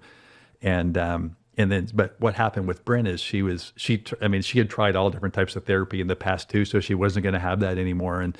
But she did see that, my gosh, I like, everybody was decimated, but my dad's life looks so different. And the way he's experiencing, the way he's responding to this, like, who he is as a man, who he is as a businessman, everything is, I'm seeing a whole changed person. So Bryn said finally in October of 2019, okay, I'll try this Jesus thing. And now she's a missionary, an author. Wow. She speaks at schools. Like, she's, she works in my, human resources of my company. We're writing another book together, and her intimacy with Jesus now is so beautiful. Wow. And she's a worshiper. She'll worship for hours at a time. What advice or insight would you give to parents who are in that state right now, where, like, you're contending for a child that's just in a cycle of destruction? Yeah. One of the things that with Bryn is that I only had so little time with her, because she was into a whole different lifestyle. Like I would reach out and she would reject me probably 9 out of 10 times. I would invite her in for prayer because I always had like different prophetic teams in and so every now and again she would come and we would just pray over her or prophesy. Then she would just like literally scream, holler, swear, slam the door, run out. Right. Wow. That's the way that we ended those little gatherings. And but I mean we just kept praying, and I just kept. The way I kind of look at it is that your life can become a vortex, right, of goodness, and it begins to. That you taste and see that God is good, and so you let your life be a light to them, right, and always be there in love. And now I screwed up a lot of times too, right? It's but just that consistency of just loving her and being there for her and always reaching out, and there's a tremendous amount of peace in that, because what I realized was that that.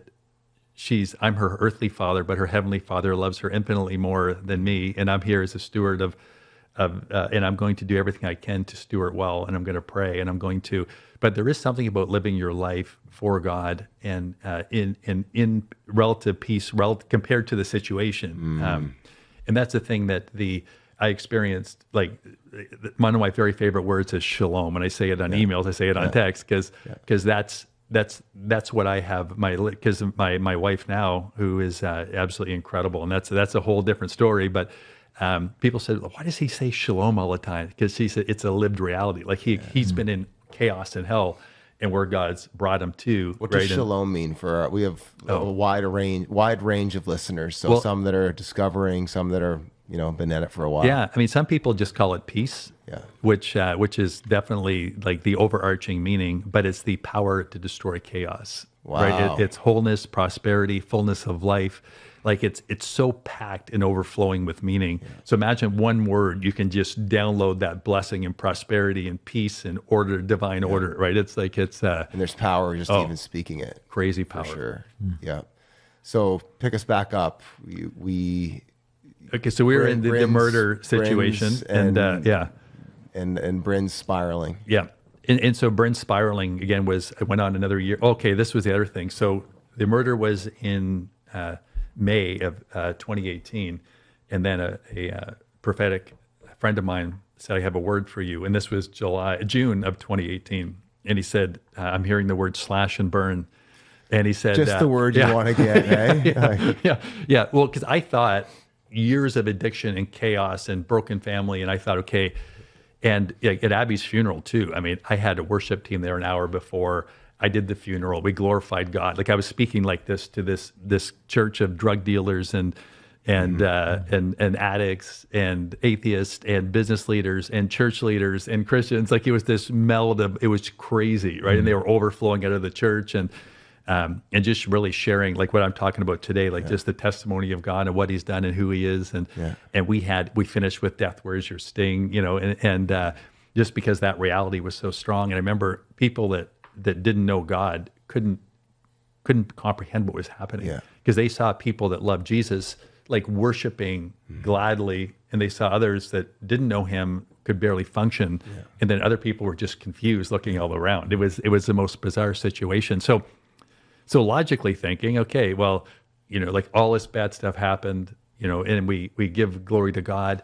Now things are going to start to turn around. So simultaneously, my business fell off the cliff, and I mean, like seriously fall off the cliff. The second company I had that was funded by my primary company that we were putting millions into, I went offside with the bank on that. I had other multiple 7-figure investments, boom, boom, boom, like all went down to almost nothing.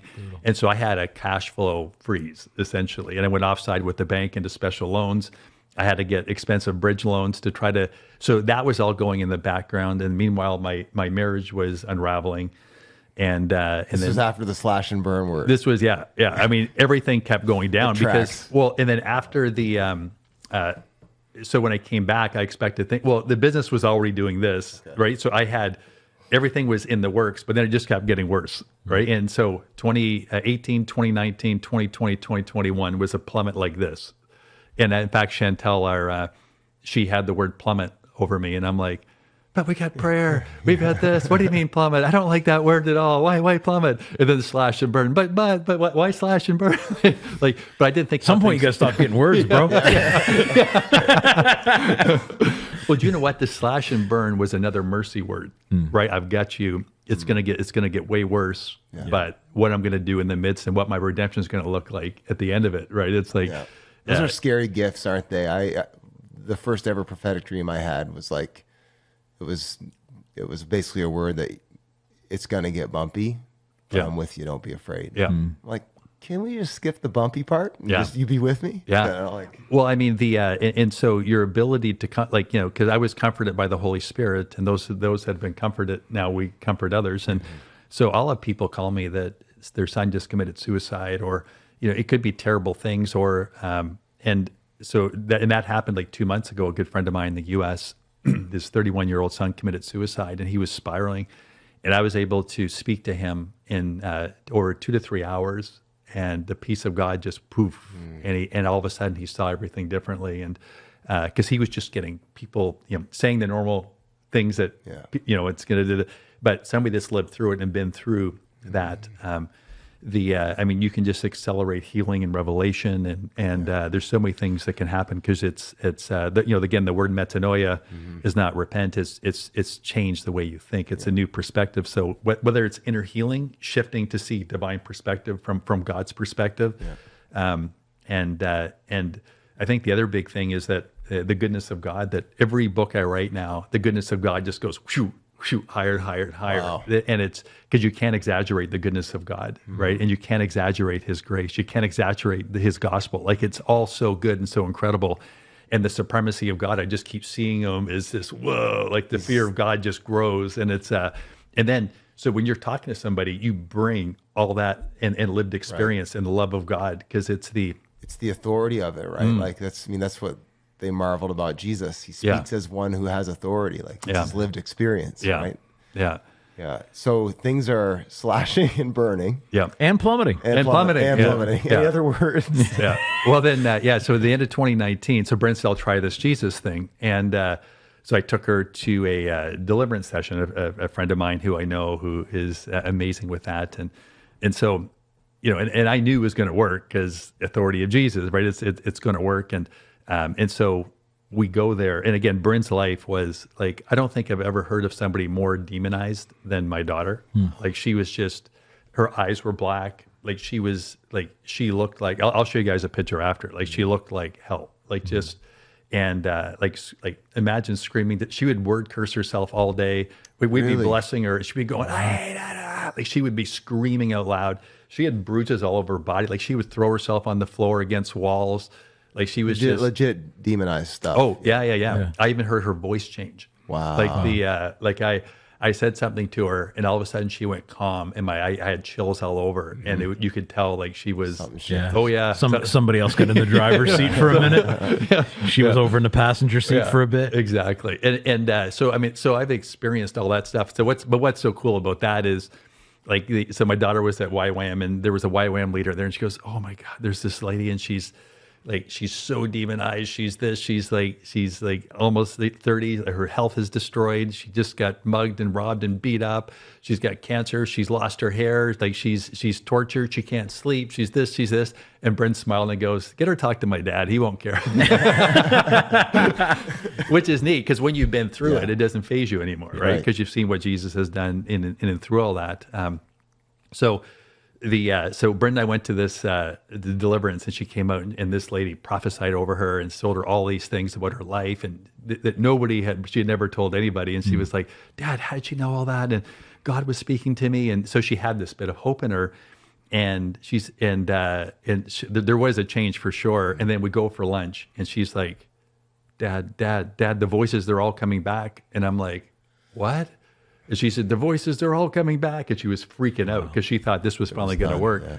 And I'd taken her out of Toronto because she had a lot of really bad associations there with people past and spiritual. And so we were outside, and so I had her on the second level of this hotel, and she was like standing on the balcony, and she in her head it was jump, and she goes, "Dad, I want to jump." And so I had her go sit on the curb.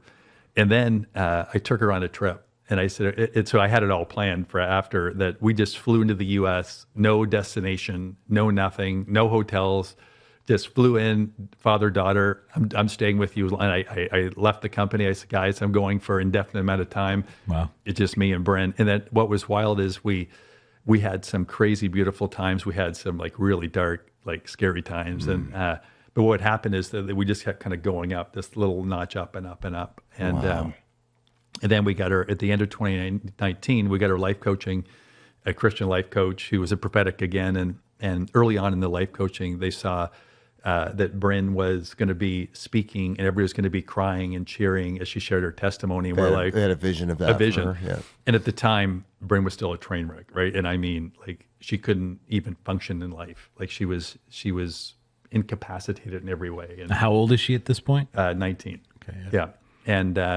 And so what was incredible is that she, so October was the deliverance. We spent 3 weeks on the road, then a week together. Then I brought her back here to Crispam to spend time with my mom to keep grounding and regrouping. And that's when we started. So November, we started the life coaching, and November was in the vision. And then I used to be involved with something called Transform Your World. And I was talking to the guy that the leader of that movement. And because I used to speak there every now and again. And he said, I was just update on Bryn. He goes, I want her to speak. And I went, okay. I said, when? And he said, you mean next year? And he said, no, January. And I was like, no. Yeah, I said, you don't know my daughter. Like, it's like there's progress. Yeah. And it's, so that was in December when he said that. And then she ended up going to the Global Leadership Conference, which was like an invite only. And at the beginning, she was on the very end of the docket to share her testimony. And then he got word to put her in the middle of the conference, right, smack dab, but she got up and she was just glorifying God, sharing her story bravely and open. First time ever sharing her story. Wow. And everybody, so that whole vision was just everybody was crying and cheering, and it ended up being kind of the centerpiece of the whole, because it made everything so real of how hard family can be and overcoming. Going back to the, like, she's not ready. Like, how do you process, like, I guess the progressive sanctification of God and like maybe how the Lord's more willing to enter into people and use people than we are. 100%. Yeah. I mean, I was looking through the eyes of what I saw at that point, right? And I thought there's no way she's going to be speaking. Like, she couldn't even function in life. Like, how she's going to be speaking at a global leadership conference. I was like in 2 months, and actually it was like 6 or 7 weeks. So that was in December. Right. And, but what happened was that was a very vote of confidence that she needed to begin to rally and to look at her story and to see God more and more in her story. And and so then when she got up, the anointing on her was so strong. And then, I mean, it's just, people were coming up to the front, and it was so powerful. Wow. So that was the beginning of her real public ministry. Wow. It was that's beautiful. And now, she goes to schools and shares her story. And after she speaks, again, she's got like crowds of kids that come up and want to share what's going on in their life, and she gets to pray for them and speak with them. And then the crazy thing was, she wrote her book when she was 21. So 2 years after that experience, and she finished it when she was 22. And the first half of her book is her life story. The second half of the book is the gospel. And people have said, there's no way a 2-year-old Christian wrote that book. There's no way, right? But she's got such wisdom. And again, it's lived experience, right? It's like, it's not just this intellectual thing. I read the Bible, or I read this book on God, or my dad taught me about him, right? It was like, it was really cool. It's not regurgitating what someone else said that she's analyzed. She's just saying what she experienced. Exactly. And her brain should be mush, because it turned out that she was starting to do drugs at age 12. Wow. And I mean, so many of her friends are dead now. That, I mean, for a while there, we were hearing this guy died, now she died, and this died. It was like, because we were living in a whole different realm of, as you guys know, with CR, of addiction. And it was really dark and really sad, and some really close friends that, and then, so she, I mean, interesting too with Bryn, is there was some real, like, kind of drop down. I went to visit her the first year she was at YWAM. And I thought, okay, we got it made in the shade. Yeah, and we're then, good now. And then she goes, and it was her summer break, and I went to Hawaii to be with her, and she's like, I don't believe in God. I'm like, Wait, what? Yeah, exactly. I thought, okay, now we're going to have the father-daughter time of our lives, and we're going to be worshiping. And but what was neat is it's so cool because like she was in the process of again making the faith her own. It wasn't a deconstruction; it was God, how real are you? Because what he had done in that first part, she's like, okay, like because the enemy will. I mean, I know how difficult the enemy is. I give him almost zero, but I do know that he can speak into your mind and he deceives and lies and all that stuff. And so he was obviously, did God really do that? Are you really who you think? I mean, I think sometimes when God does stuff that's so, like, a lot of times we think that if God did something huge, we would be able to believe in him more. But I think sometimes it's so huge, you're like, I don't even know if that's a good explanation. Like you're even just in your flesh, let alone the way the enemy piles on that. It's like, no, that was just coincidence. So that just happened. Like that, that couldn't actually be God. Faith is hard, no matter, like, that's why in that parable with the rich man and Lazarus is, or the rich man's in hell saying, hey, send Lazarus to go tell my brothers about this. If he didn't believe Moses, if they didn't believe Elijah, even if someone was raised from the dead, they won't believe. Well, look at the disciples. Like they saw Jesus, like miracle, like nonstop crazy stuff. That he dies, and it's like they'll go back to life, right? Or like one of the craziest verses in Scripture, Matthew 28, like Jesus' ascension, and they watched him ascend to the heavens, and some still doubted. It says, like. What? You saw the risen Christ take off? Yeah. And you're like, I'm not sure about that guy. I don't know. Yeah. Maybe it's all in our head, boys. Man, it's or doubting Thomas, right? Like until I can, it's oh my gosh, right? It's, for sure. But that's the wild thing, and so these ups and downs. So then October too, I come back from Bryn.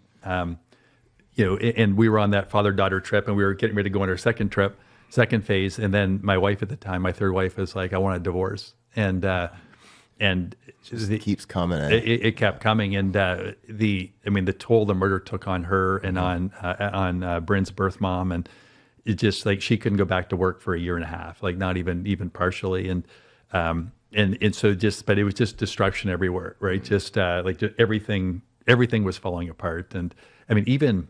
Friend groups, like a lot of friends, like after Abby's murder, you're a terrible dad, right? You're and totally, or who you are now as a man of faith, as somebody that they couldn't be with anymore, right? And so there was some natural dissolving, there was some hard cutoffs, there was like huge judgment, there was like it was pretty wild. Goodness, brutal. So take us forward, You've launched a ministry. Tell us a little bit about M46. So this is another crazy story. So, again, the seed falls to the ground and dies. So M46 ministry is based on Malachi 4:6, right?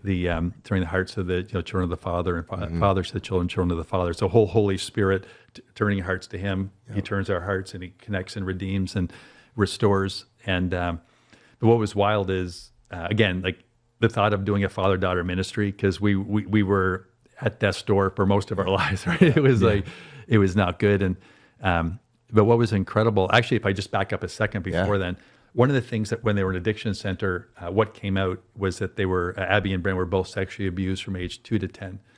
And 2 to 12 and like, in that range of like 10 years in both their lives, because one was Abby was 2 years older than Bryn. And so part of what happened was with all the other traumas those were the things that they didn't know how to express. And that's why that was the root of where the addiction and all this erratic behavior, along with the broken family, along with all the other things that were happening. And the only thing that could solve it was drugs, right? Just the only thing that's take the pain away. Abby was like, Bryn, I found something that stops the torment and the torture. And so that's kind of a context that everything does have a root. Like there's a root behind all behaviors and wounds and all that kind of stuff. And, so ultimately so M46, again, God gave me it right after Abby's murder, unless the seed falls to the ground and dies. So we're getting ready to launch the ministry, and we had, because Bryn had a book, I had a book, we were launching the website and all that stuff, and so we had the whole team ready, and they said, "There's no way that we're going to be able to do it when you want to do it on May 2nd," And so they said, okay, we need at least 3 weeks. So I looked at 3 weeks. I said, okay. And then all of a sudden I said, oh my gosh, we're actually launching this on the day that Abby went to heaven. Oh, right. wow. And so all of a sudden we were all quiet going again. And that scripture came. And then Bryn's book was called Dying to Live, was launched on that very day. So just seeing God's storytelling of the Lord. It's wild. It is. And it's like, that's the thing, that nothing was constructed or even assumed. Like it just, he was just showing, look, I'm here and this is what I'm doing now. Right? So you guys have these 2 books. What else does the ministry involve? What do you guys do? It's a bit of everything. So it started with a family reconciliation ministry, and then and now it's full on kingdom, right? We're just all things kingdom, and it's going every which way known. Like, so I do a lot of kingdom business talks as well, where we just meet with just in prayer teams, churches. It doesn't matter where it is. So it and all different groups. So I was in Calgary for a 5-day period, for example, and I did spoke at a women's conference. 3 churches combined, prayer teams, business gathering. It was just like dig, and it's just that turned out fruitful for you too, didn't it? That was crazy fruitful. Yeah, that's where I met. Tell us a little bit of that story too. For the people who don't know. Well, everybody but me. Yeah. So the redemption side of that. So on that very trip, and that was again October of last year. And so one of the senior pastors at the churches, I met at her house on Monday night because I was meeting with the elders and leaders of the churches as well, just to get a vibe and see what's happening before meeting with the people and gathering and stuff like that. And so I met this. So it's my second night, Monday night, the 28th of October, and I show up at this house, and it was the senior pastor was hosting it, and her name was Teresa, and she had 5 kids. So I thought, okay, I'm going to open this door. It's going to be chaos, right? And these 5 kids were totally awesome. Like, wow. And I didn't know anything about her at all. But what happened was, so God gave me a vision of my arm around her, and her head was in my chest, and she was leading into me like that. And I was like, because I feel the Father's love for people all the time. And then we kind of went through I met her again on Tuesday because we had a business gathering. And then Tuesday night, 3 churches came together, and we just did a kingdom talk. And like, it's really cool. We just sit up front. We don't even know, it's 3 to 4 hours. We don't even know where it's going to go. Like Michael Pierce for Christ for Your City. He just kind of acts as an interviewer, and we kind of just take it wherever. And then we open it to questions. So we were just doing that sort of thing. And she was there. And the next day, Wednesday, we had and so I had the same vision again, and I'm like, what's going on? And then we had 3, the next day we brought the 3 pastors and Michael and Ann, who were orchestrating the whole thing. And just for a recap, like how'd it go, what's your, and see what the next steps might be. And I had the vision again. And then God told me, he said, she's got a need. And I was like, okay, a need. And so, but there was 3 pastors there. So I said, hey, what's everybody, I didn't want to single her out. I said, what's everybody's greatest single need? And so Justin went up and gave his need, which was pretty standard, like for what a pastor would need. And then Teresa gets up and she started, I'm just going to be open and vulnerable. She said, like, my mom's got dementia, my dad's had stroke, my parents live in my basement. I lost my husband 4 years ago. I don't know, like I can't do it anymore. We can't afford to have them. We brought them from South Africa. We can't take them back for healthcare. I needed to sign up like a 13-year pledge that I was going to be there. They're my responsibility. Yeah. And I don't know what to do. And then I put my hands in my head. I'm like, okay, God, because when God, like when he says, okay, somebody's got a need, usually he wants to meet it through you, right? Yeah. Your hands and feet, you are in union with him. And so I was like, oh God, this is a big one, long-term senior living for the rest of their lives, years. Right? It's like, or however long it ends to be, right? It's like, and then Michael was he was watching me, and he saw my head go in my hands as I was asking the Lord. He goes, he's going to do it. He's going to do it. And then so afterwards I said, hey, Teresa, can we go for a walk? And I said, God wants to sponsor your parents for assisted living and care for the rest of their lives. And she was like, what do you mean? Right? It was like, because it was just so overwhelming. Yeah. And I did question the Lord. I said, "This is a big one." Could you just walk me through this one more time, Lord? Are you sure? I don't think I'm hearing. There's static in the line. But then we just started talking, and I told her about the vision I've had, and she started talking about what God was doing in her heart. And so that was that Wednesday. So that was day 3, and then day 4, I flew out that next morning. But then we started to talk, and then day 5. I was like, oh my gosh, like you're my wife. And she said, I know you're my husband. We didn't even know each other. Wow. Yeah. And it was, and then she flew to, on Monday, day 7, she flew to Toronto. We said, well, let's at least get to know each other. We had no idea about each other. Yeah. And it was just, and that morning too, I just, so Monday morning, Song of Songs came alive. I knew the whole wedding vows were just, it just was all there, right? It was like, and then now we moved here.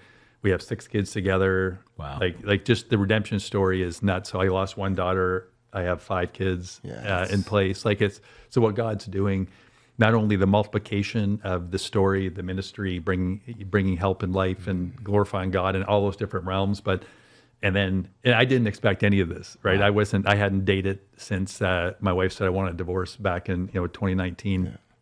Nothing. And we're looking for it. Well, and still haven't, I guess, technically, right? Yeah, exactly. Just skip that whole phase. Well, this was funny because we knew we were husband and wife, and then we bought this house and set a date at a wedding date at almost the same time for May 11th, and then May 3rd, and then I proposed. So everything was ding, ding, ding.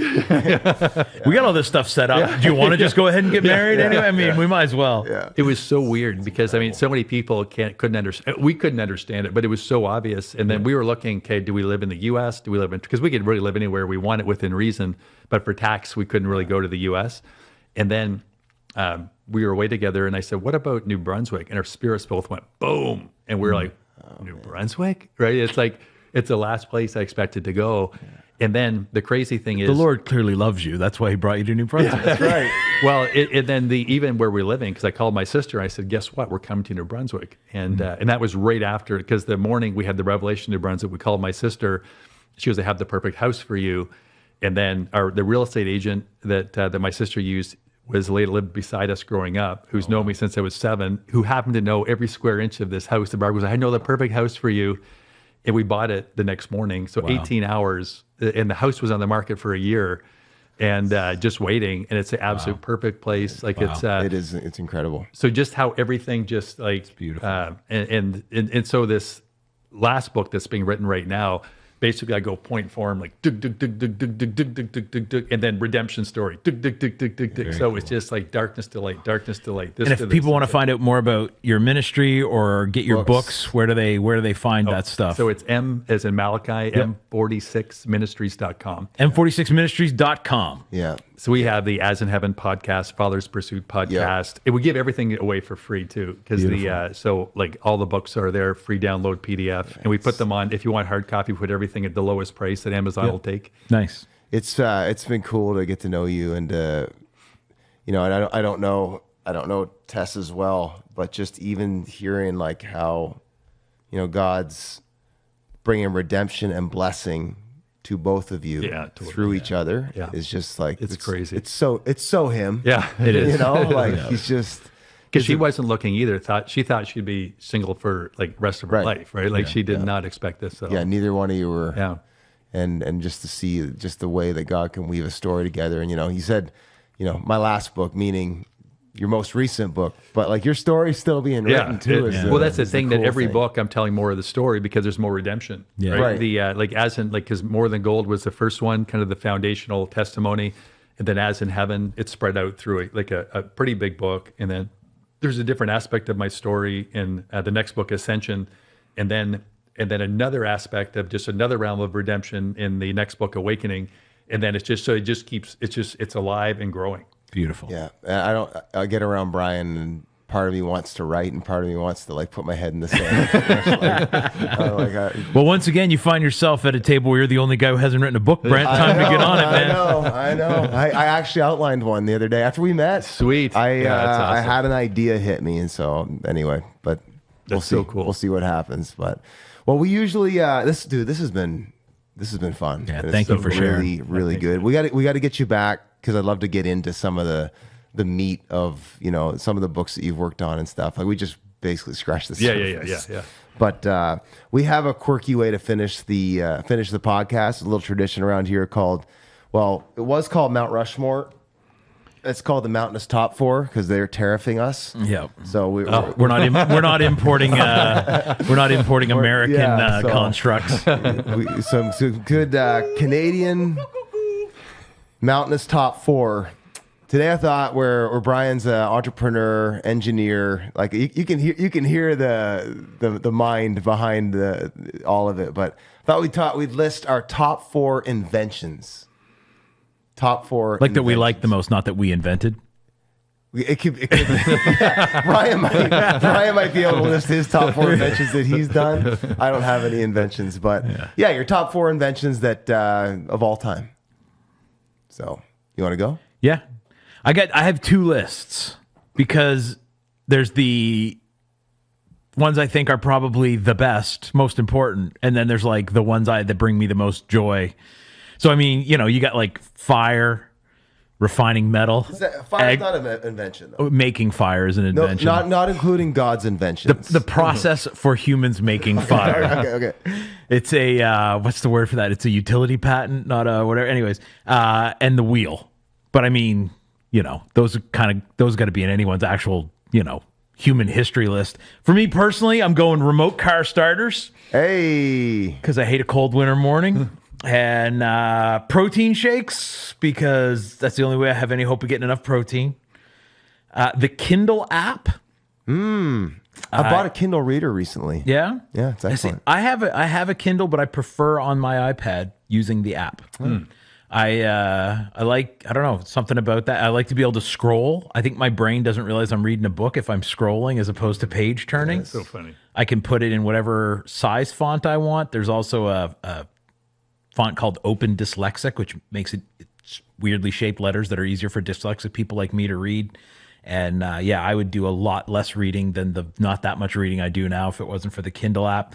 And of course, I got to represent the Bailey pattern hand plane. Right back here in this corner. Yeah, you got to great inventions of all time. Listen, Leonard Bailey in like 1880 invented this thing, and no one's improved on it. That is pretty cool. It is wild. You make something and they haven't like been able to. 150 years later, there's no substantive improvement. You got it right the first time. He just nailed it. That's impressive. Yeah, he just stuck the landing. You got any favorite inventions, Brian? What do you got? Well, I mean, I'm in the realm of electricity, refrigeration, kind of, because I took computer engineering at UNB. Yeah. And then the company's called Flow Energy Solutions. Yes. So I got to give hats off to energy, right? Yeah. To electricity. Yeah, I mean, it's wild. Because, I mean, that's the underpinning. Because you wouldn't have computers, you wouldn't have internet, you wouldn't have any of that if you didn't, or light bulbs. These microphones, this podcast. Yeah, exactly. Yeah. So it's pretty foundational.